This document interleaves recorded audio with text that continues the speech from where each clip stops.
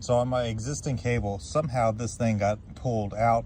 So in order to get it fixed, I'm going to be using this new replacement piece here. And I'm going to do a couple things that it says extra that is not in the actual manual to install this. The first thing I got to do is go ahead and just get this cut off. That way I can get access to the wires. I think I don't need to say this, but make sure that you cut the power off and just unplug this before you start working on it. So to get the old one off, I ended up just kind of taking a razor knife and going down this way. That way I can get some extra wires and may have to cut less off of this. Got the old rubber off, and now I'm going to loosen up these flatheads. Now that we got those off, there's that little rubber boot that it was in, and now we have these wires here. I'm definitely going to trim them back and get some fresh copper before we go ahead and put the new one on.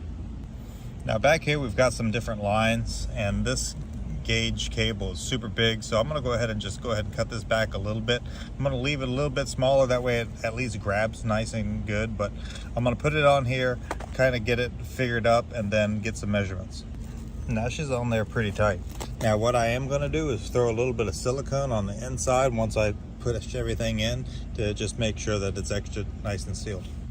Now here is the outer shell of this piece here, and it has another one of those rubber seals, so that's going to be yet another spot that's going to kind of keep this thing nice and waterproof. And then up under here we've got everything color coded, so it does make that a whole lot easier so you don't get things messed up. Once everything is pushed in and we get these flatheads tightened up, we're going to push these in, and this is going to hold everything in place on here and keep that wire nice and tight.